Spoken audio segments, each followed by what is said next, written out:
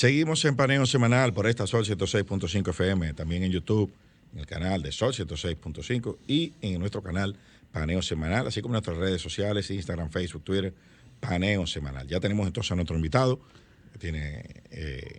que es José Ricardo Tavera. Muy buenos días, José Ricardo Tavera, muy conocido abogado, político, ex legislador también. Director de Migración. Ex director de Migración también.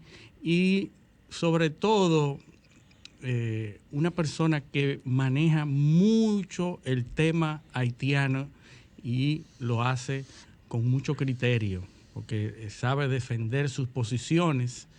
La gente lo reconoce por sus posiciones nacionalistas, pero yo que lo he tratado y que hemos hablado mucho, yo entiendo que él se pasa del tema nacionalista y va al tema conceptual de la nacionalidad dominicana. Él sobrepasa todos esos temas que la gente aquí habla sin ningún criterio y sin ningún conocimiento de causa. Nuestras conversaciones, que tengo que decir que es amigo de infancia, ¿verdad? Y que son muchas más las cosas en que coincidimos que las que no coincidimos. Y yo que he pasado horas conversando con José Ricardo, conozco de su gran criterio sobre nuestra nacionalidad y sobre todo el tema haitiano, que ha sido uno de los defensores del drama humano que vive Haití, la parte que no todo el mundo habla. Muy buenos días, José Ricardo, a tu programa Paneo Semanal. Sí, muy buenos días. Para mí es un gran honor compartir con ustedes para tratar de abordar un tema inagotable y que será permanente. Mientras exista la República Dominicana, Haití va a existir y va a ser siempre un tema de gran interés. Es decir, que para mí es un gran honor que ustedes me hayan permitido compartir con ustedes al respecto. Estoy aquí a sus órdenes. Yo quisiera que diera como primera pregunta tu posición, porque he oído mucha gente que habla de José Ricardo y de los allegados políticamente a José Ricardo, que hablan de que la Fuerza Nacional Progresista come haitianos por la mañana y que eso son una serie de cosas que lo catalogan y que yo en lo personal sé que no es así, todo lo contrario. Así que comienza yo creo que por todo ahí. El mundo sabe que no comen haitianos por la mañana, pero obviamente. No, a ninguna hora del día. A ninguna hora. Pero obviamente lo que quiero es que tu posición sobre qué es lo que pasa, o sea, cómo es que debe tratarse el tema haitiano, para entonces entrar luego en lo que está pasando ahora mismo en Haití. Bueno, como yo no he desayunado hoy, te puedo decir que al menos hoy no me he comido un haitiano. Pero eso tiene mucho que ver y te agradezco mucho la pregunta, Luipo, como te llamamos los amigos de infancia. Te agradezco la pregunta porque tiene mucho que ver con la fuerza política que pertenecemos y el líder que la fundó, que es una persona que viene confrontando con sectores nacionales desde el año 1961 y a quien le ha tocado jugar papeles importantísimos que muchísima gente no conoce. Por ejemplo, la gente no conoce el papel de Vincho Castillo en el levantamiento de la base de Santiago, en momentos en que ese levantamiento determinó la salida de los Trujillo. Pero tampoco la gente conoce cuáles son los sectores políticos que estaban detrás de los cívicos y del pugilato que hubo de poder entre las fuerzas que lideró Balaguer en ese momento y los cívicos. ¿Quiénes estaban detrás de los cívicos? Que eran los grandes intereses del país. Por ejemplo, mucha gente no sabe el rol que jugó el líder nuestro en el 63 con el tema de, y ustedes dirán, pero ¿cuál es la conexión del tema? Sí tiene que ver, y lo voy a explicar rápido. En el 63, cuando el doctor Castillo pasó prácticamente casi 2 años en el escondido, junto al general Chago Chavarría, Pedro Santiago Chavarría, porque fueron un grupo de militares que se iban a levantar contra el golpe del 63 al mes del golpe. Y el rol que jugó, por ejemplo, en el gobierno de Balaguer con las leyes agrarias, y sucesivamente de muchísimas cosas que han acontecido en la vida de este hombre público, que lo han convertido en una personalidad que ha confrontado permanentemente los intereses que controlan la plutocracia, porque aquí no hay democracia, esto es una plutocracia. Entonces esa plutocracia siempre ha estado participando y ha desdibujado la figura de nuestro líder y obviamente ha desdibujado el partido y su visión sobre una serie de temas, y este es uno de ellos. En eso se ha invertido dinero. Y además de que eso responde también a unos patrones. Estigmatizar el tema de las relaciones con Haití e ignorar el peso de ese problema para la República Dominicana se corresponde con una visión en la que se invierte dinero. Primero porque hay intereses extranjeros interesados en que la República Dominicana o el contribuyente dominicano pague el desastre haitiano y que nosotros sirvamos como un estado pivote que se involucre en la solución de los temas haitianos. Eso la comunidad internacional lo hace porque es una comunidad ignorante de la historia, ignorante de la idiosincrasia del pueblo haitiano y de la propia idiosincrasia nuestra, que nunca ha intervenido en los temas haitianos.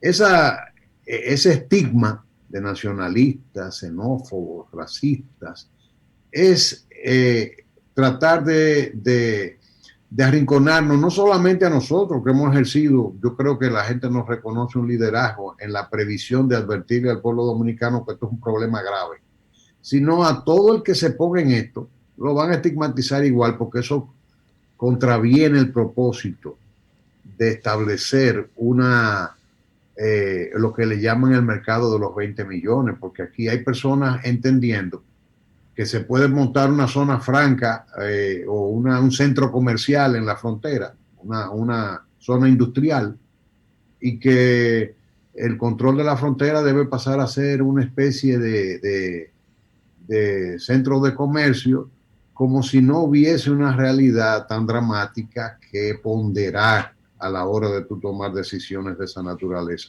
Entonces, todo eso es lo que ha conllevado a que esa visión rentista de la relación con Haití, esa visión de la identidad, de la dignidad del pueblo haitiano, de la dignidad del pueblo dominicano, y la visión que tienen grupos económicos y políticos de mercantilistas, de pensar que no son dos identidades, dos naciones, dos dignidades que hay que respetar, sino que son 20 millones de consumidores, como hoy se habla.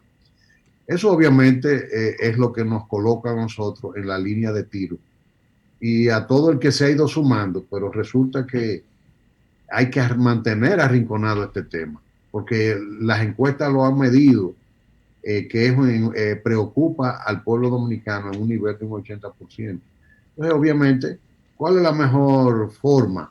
Bueno, tratar de estigmatizarte y acomplejarte para que te avergüences y para que la gente se avergüence de salir a decir que Haití es el principal problema nuestro. Yo, cuando oigo eso, me río y lo que quisiera es invitarlos a que debatamos el tema con datos. Ay, José Ricardo, primero saludarte, te habla José del Castillo. ¿Cómo te va, José? Un abrazo. Hijo, porque mi papá después, tú sabes, sí, sí. dice, tú tienes que aclarar que no soy yo, que eres tú. Nada, y entonces, oyéndote hablar, porque tú planteas, aunque evidentemente con opiniones sobre cómo abordar el tema, pero planteas datos y elementos reales. Es decir, es verdad. Somos dos soberanías, dos identidades que debemos, de alguna forma u otra, respetar nuestra autodeterminación, nuestra capacidad de nosotros mismos determinar cuál es nuestro futuro y hacia dónde dirigirnos. Sin embargo, hay una realidad que compartimos, empezando por el territorio. Hay una realidad económica, porque a pesar de que digamos que no es lo más importante o que interesa más o menos, es una realidad que se vive en la frontera, se vive en Dajabón, por ejemplo, cuando abren el mercado y cuando funciona.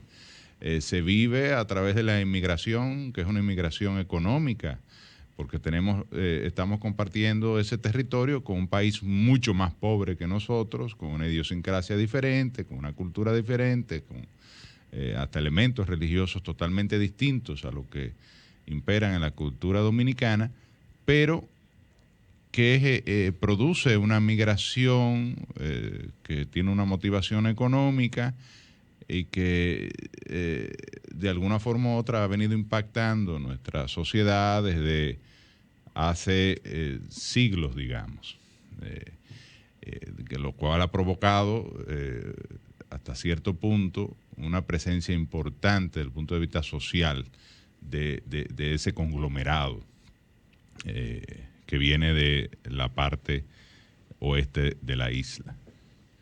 Y luego la realidad económica. Haití ciertamente es nuestro segundo socio comercial.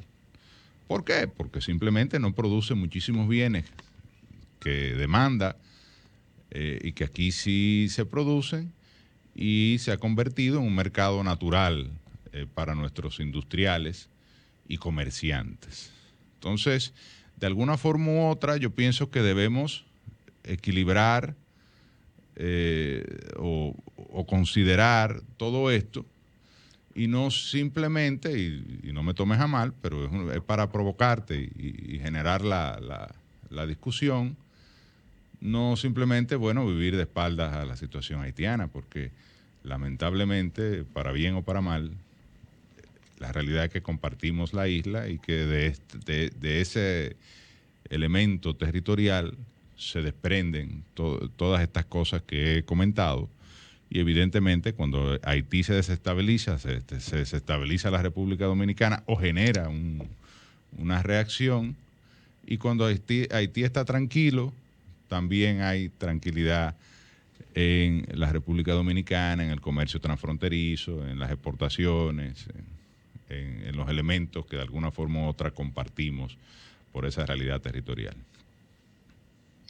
Bueno, el tema es que la visión nuestra no es incompatible con todo eso que tú estás planteando, porque nosotros no hemos dicho que vamos a cerrar el comercio con Haití nunca, todo lo contrario.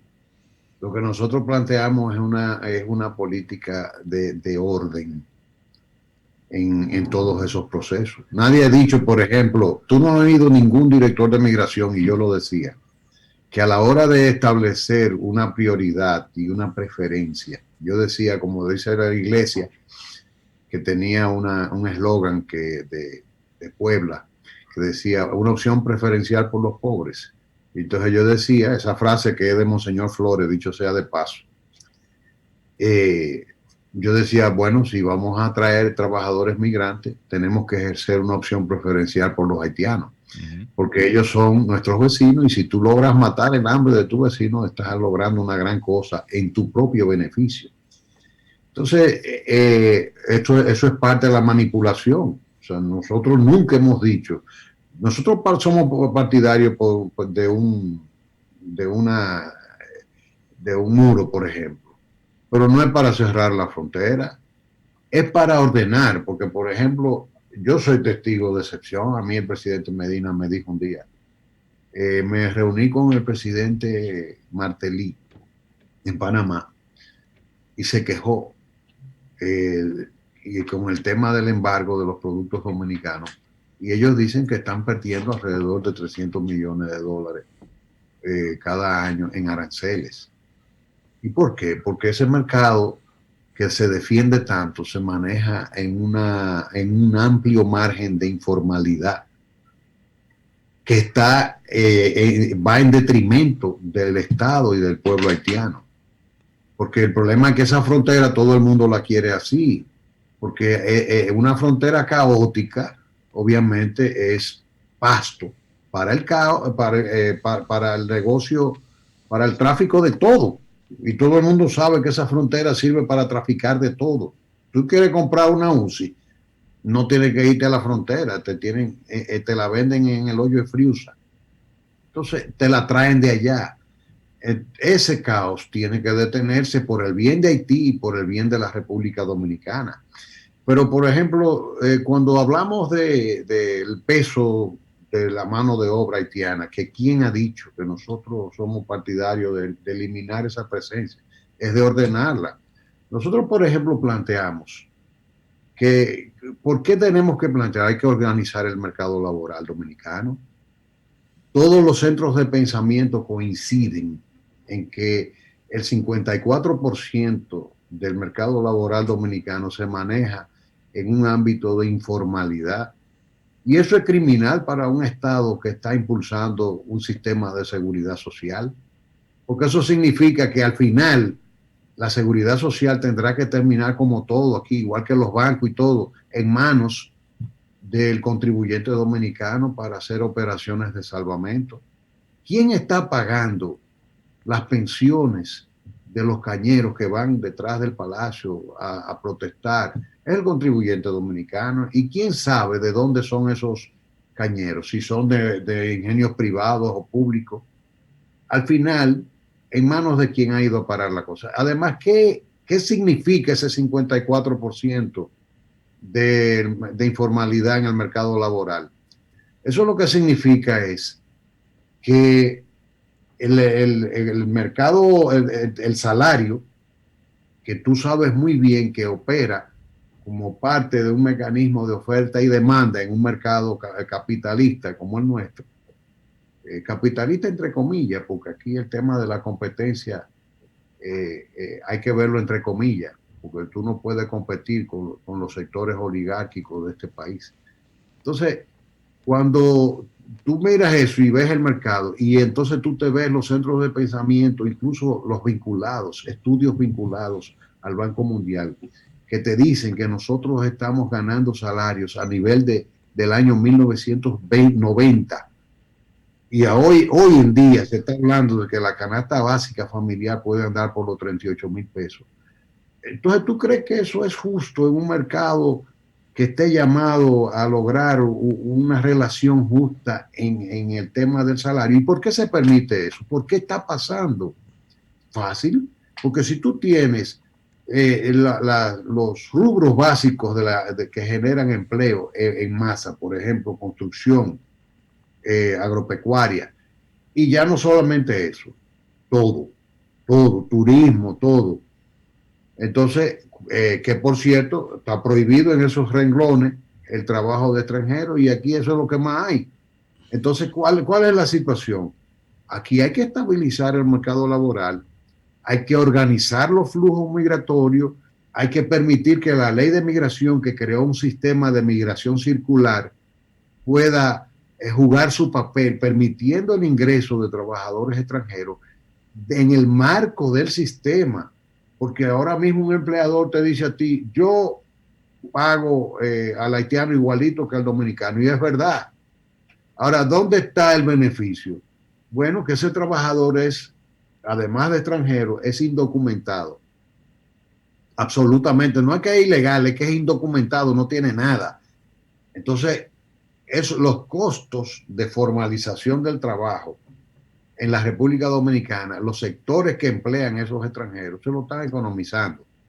Y ese es un costo importante que se discute, porque yo he oído diversas versiones, no quiero meterme en ese tema.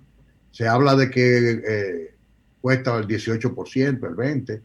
Hay quienes dicen, oí una vez a doña Elena Villella de Paliza decir que era un 28%. Una vez oí a Frank Rainieri diciendo que era sobre un 38%. O sea, no me quiero meter en eso, pero es significativo. Imaginemos que sea el 18% el peso de la formalización, porque cuando tú le metes a la formalización todos los ingredientes que conlleva el sostenimiento de un empleo laboral.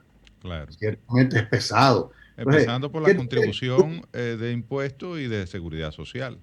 Entonces tú tienes la obligación, si tú eres un Estado justo, porque ¿cuál es el papel del Estado en una sociedad democrática con un mercado abierto que se articula en base a un principio de competencia? Ser el fiel de la balanza. Entonces, este estatuto de sostenimiento de una migración desordenada, ¿quiénes lo están impulsando? Pero no me lo diga a mí, porque cuando yo comencé con el tema de poner multa en migración, el lío que se armó fue grandísimo. ¿Y a quién me llamó a mí? El CONEL.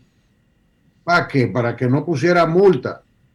Porque saben que ahí es que está, eso es poner el dedo en la llaga. O sea, se beneficiaron de las situaciones políticas que derivaron en la renuncia nuestra del gobierno, que obviamente detuvo esa política.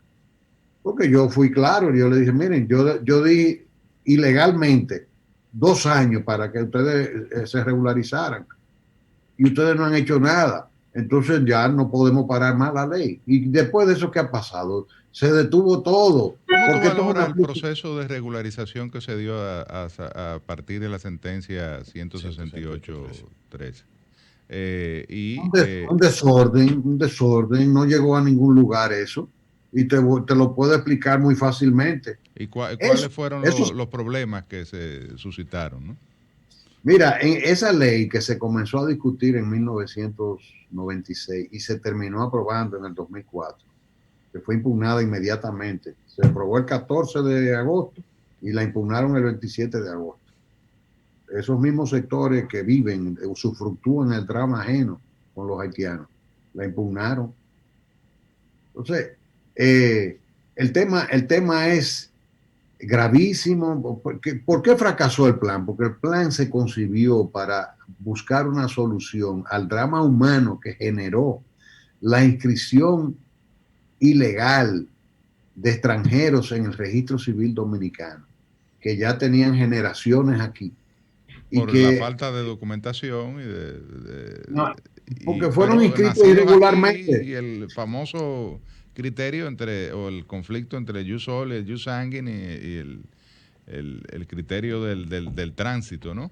De si un extranjero en estado de ilegalidad o de documento documentado se considera que está en tránsito, ¿no? Y la violación a la ley por parte del Estado dominicano, claro, que no hacía las inscripciones como la norma establecía en el libro de extranjería.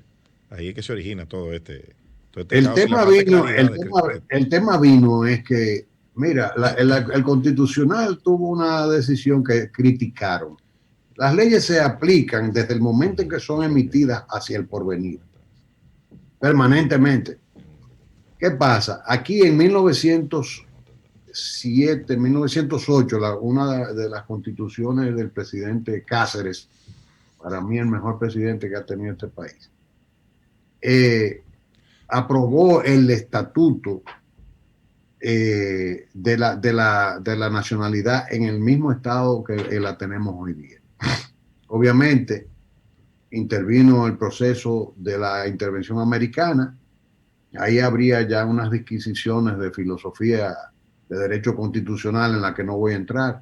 Después intervino la constitución que se consensuó en el 1924 para la salida de los americanos. Pero en 1929 el Estado Dominicano asumió la política de nacionalidad que tiene hoy día. Entonces, a partir de ahí, el estatuto de la nacionalidad, y eso yo creo que lo podemos, si ustedes me puedo invitar para otro día para que hablemos de ese tema, porque es un tema que se puede llevar un programa entero.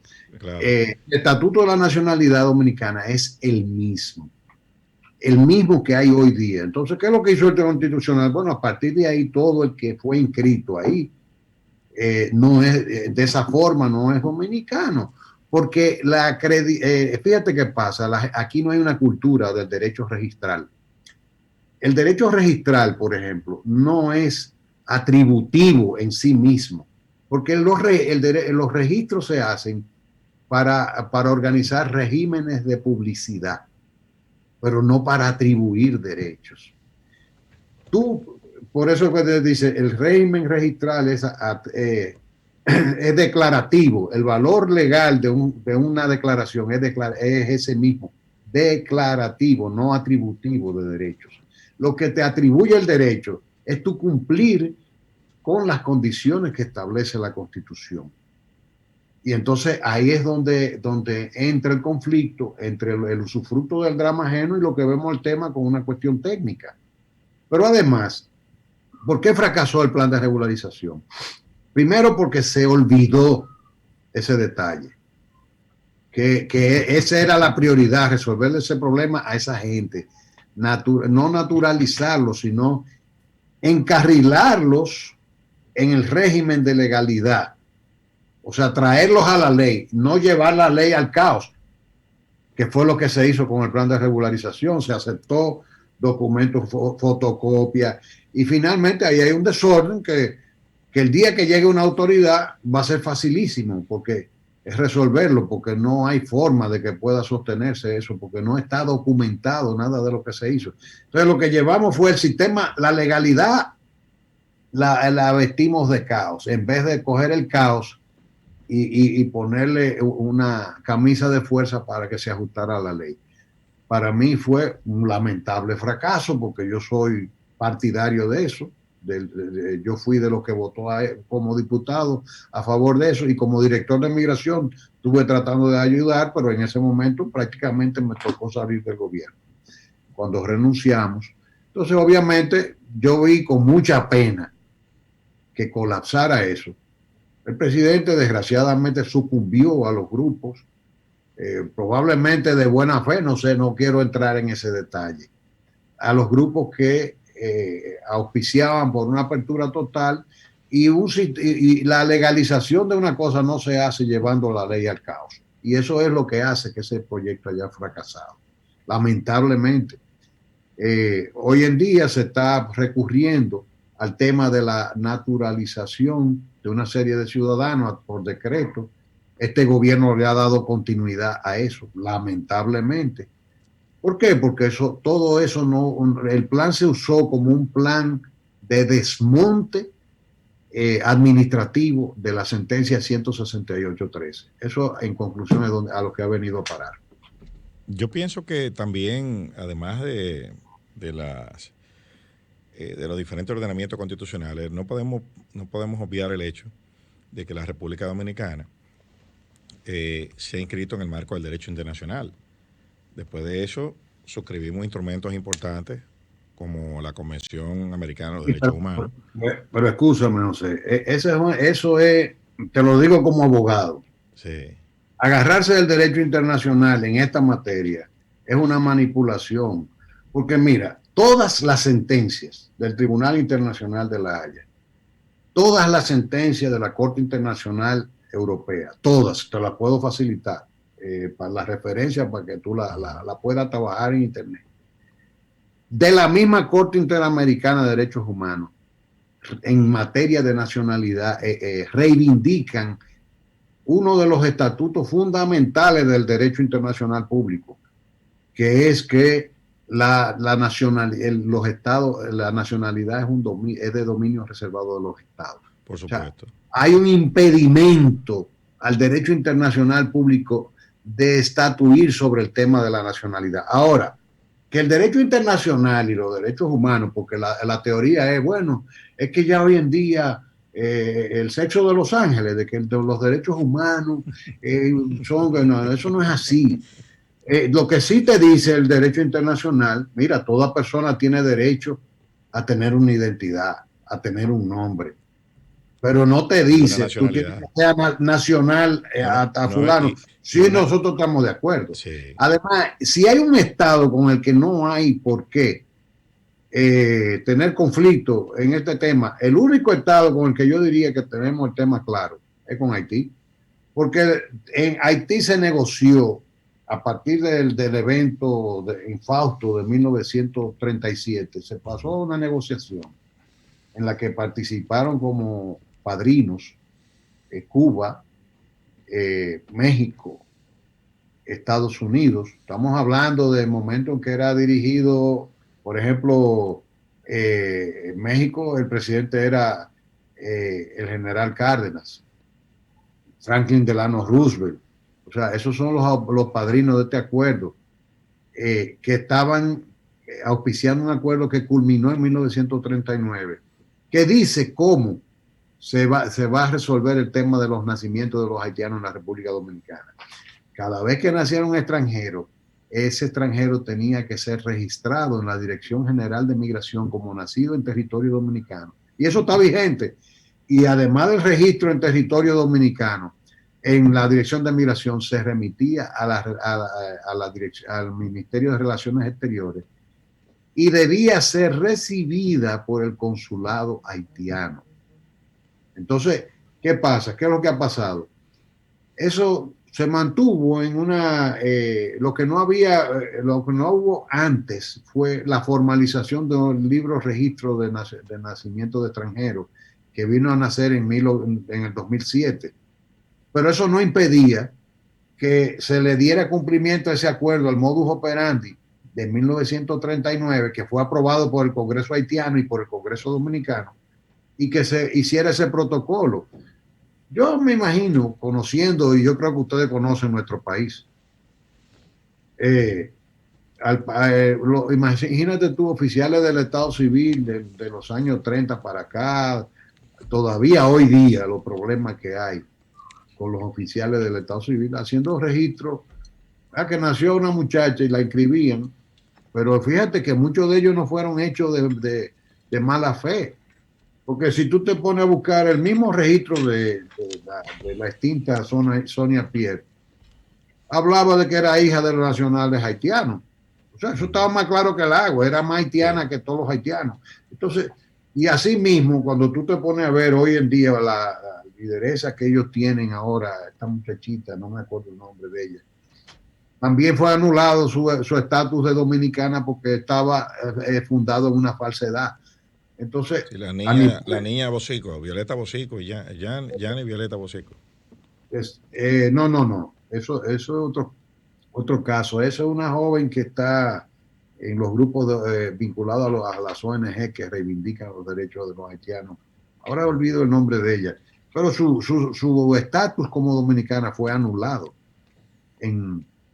por el Tribunal Constitucional también, porque estaba fundamentado en falsedades. Entonces, si tú te pones a ver, lo que hay es una infección del registro civil dominicano grave. Entonces, yo quisiera que ese tema pues lo abordemos otro día para poder hablar del tema del magnicidio, porque es un tema tan interesante y tan apasionante, pero no tengo problema, o sea, yo respondo lo que me digan. Te vamos a invitar para que hablemos de ese tema que es extenso. Vamos a hablar del magnicidio. El magnicidio, y como sabemos que tú sabes mucho más que el promedio de nosotros, de lo que está pasando en Haití. ¿Qué es lo que tú entiendes que está pasando en Haití? Porque hoy en día amanecimos con la duda de que quiénes fueron los que produjeron ese magnicidio, si son del lado del presidente, del extinto presidente, o del grupo enemigo, o de fuerzas externas internacionales. ¿Qué fue lo que pasó realmente, a tu juicio? Mira, no se puede comprender esto si no comprendemos de dónde viene esta crisis. Esta crisis viene de la crisis que generó el proceso electoral de finales del año 2015, en la cual Moïse resultó ganador en primera vuelta, pero no con los suficientes votos. Esas elecciones colapsaron, y al colapsar hubo un complejo, yo diría que una compleja crisis de legitimidad de ese proceso electoral, que dividió la sociedad haitiana y conllevó incluso a llegar al día de la transmisión de mando del presidente Martelly, y al cesar el presidente Martelly, entonces hubo que procurar un interinato. Y ese interinato, que no fue uno solo, pues esa crisis fue generando hasta que llegó un presidente que finalmente pudo organizar las elecciones. Este señor ingresa al poder un año después de lo que debió ingresar. ¿Por qué? El montaje de las elecciones fue dificilísimo. O sea, estamos hablando que la segunda vuelta, donde él se impuso con más de un 50%, hubo una participación de un 25% del electorado. Esa situación mantuvo abiertas muchas heridas y obviamente parece que desde el principio hubo un conflicto con intereses muy importantes de Haití que han estado sosteniendo y financiando la ingobernabilidad en Haití. Y vamos a ir directo, porque el tema no me lo inventé yo. Es que el presidente Moïse, que ha venido gobernando de facto, ustedes saben que Haití tiene un sistema constitucional similar al francés. Y entre las cosas que tienen es un sistema también similar en este sentido al norteamericano, que ellos van renovando su Congreso cada 2 años en una tercera parte. Entonces, se fueron perimiendo los periodos de los congresistas y ya 2/3 partes tienen su periodo perimido y ya no están en el Congreso. Y en el Congreso solamente queda una tercera parte que en el año 2020 fue, yo diría que desoída y echada a un lado.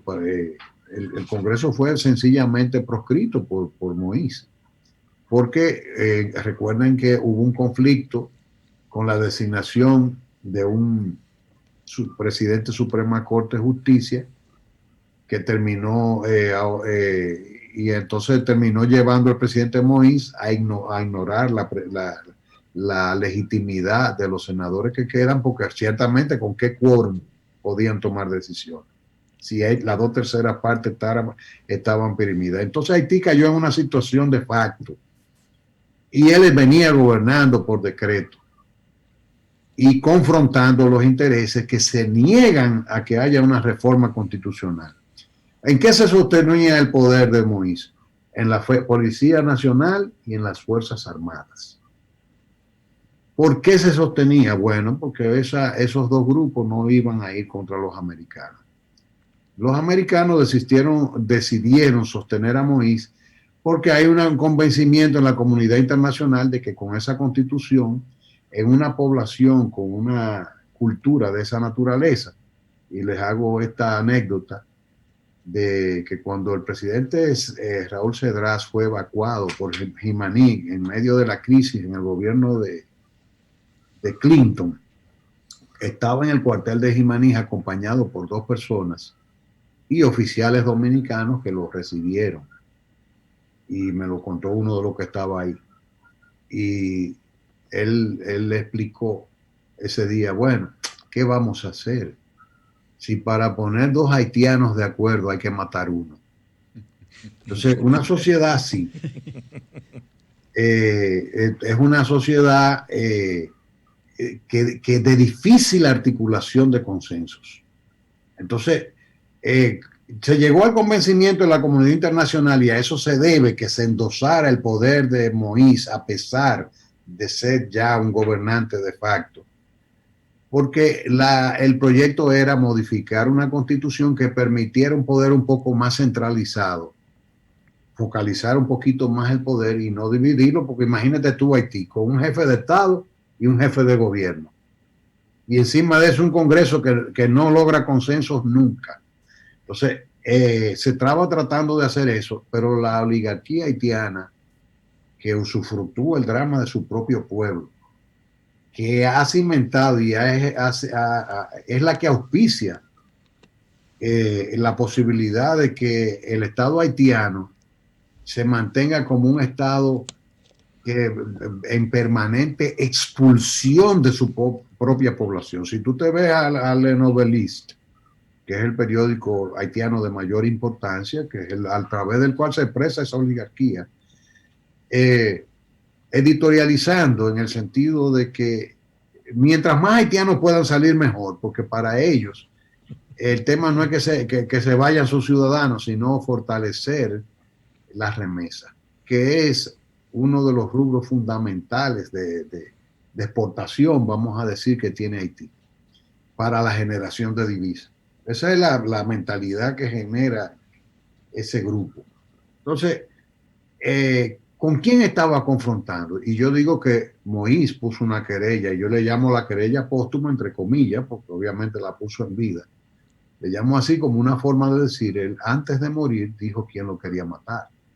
Y él dijo claramente que eran sectores vinculados a la generación eléctrica. Y no podemos desvincular porque había un problema, porque ustedes recuerdan el encuentro entre el presidente Abinader y el presidente Moïse en la frontera, y los 10 puntos aquellos que el Palacio anunció con bombos y platillos que no conducían a ningún lugar. No, y negociado con un presidente de facto. Sí, pero no conducían a ningún lugar esos puntos, porque eran más suspiro que otra cosa. Ahí lo único anuncio importante que se hizo, lo que expresaba era el conflicto de Moïse, que era la interconexión de la generación eléctrica dominicana con la haitiana, con el sistema eléctrico haitiano.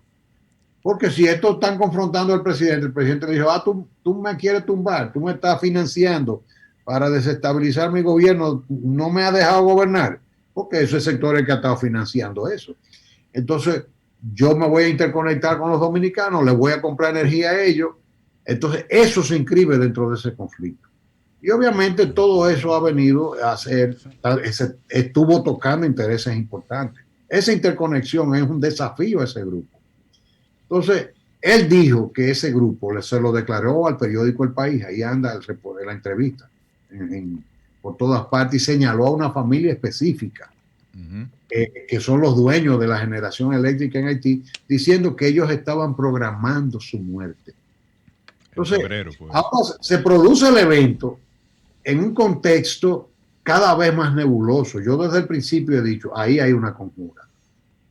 Hay una conjura obvia, es una conjura evidente, porque primero, en el momento que ejecutan el plan, en el momento en que el presidente acaba de firmar la sustitución del primer ministro, que estaba llamado a consolidar un gobierno de unidad nacional para hacer la reforma constitucional, la convocatoria de elecciones, en la cual él había prometido que no participaría. Entonces, el tema de los colombianos, tú no te explicas porque qué interés, tú dices, tú no piensas en Colombia, narcotráfico, sí está presente en Haití, porque Haití es un almacén de droga regional. Y de ahí la pasan para acá para que a través de los más de 800,000 furgones que nosotros movilizamos,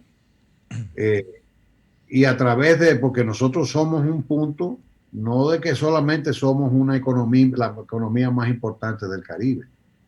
Nosotros somos un punto para movilizar. Logístico.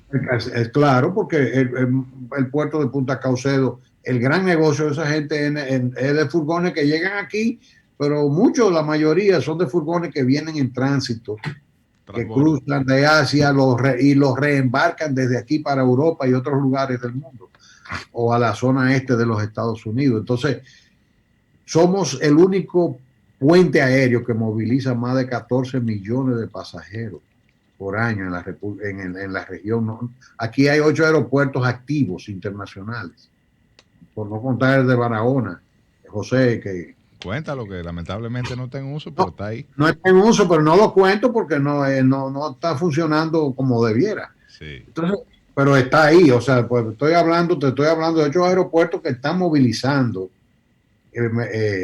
ciudadanos extranjeros y dominicanos.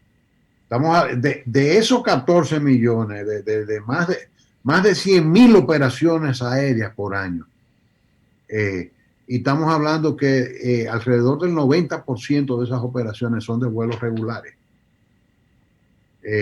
Yo pensaba en algún momento que una gran cantidad del tráfico aéreo del puente que nosotros tenemos con el resto del mundo, las principales ciudades del mundo, aquí hay vuelos a Moscú, señores, claro, Punta Cana. diario. Entonces, estamos hablando de que yo pensaba que mucho de eso era vuelos charter, pues no. No, regulares. El El vuelo de Rusia 90% de los vuelos son regulares. llegó un momento, no sé ahora por la pandemia, que de Rusia estábamos recibiendo 5 vuelos semanales. Así es, o sea que lo O sea, que te estoy diariamente, explicando, prácticamente. Una pregunta, José Ricardo. Nos quedan como 2 o 3 minutos. ¿Qué viene para Haití después de este?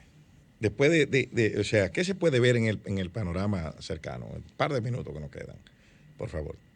mira, este evento que todo se está redireccionando y para Haití lo que viene es mucho caos, mucha división. En Haití no hay salida que no sea un fideicomiso a nivel internacional.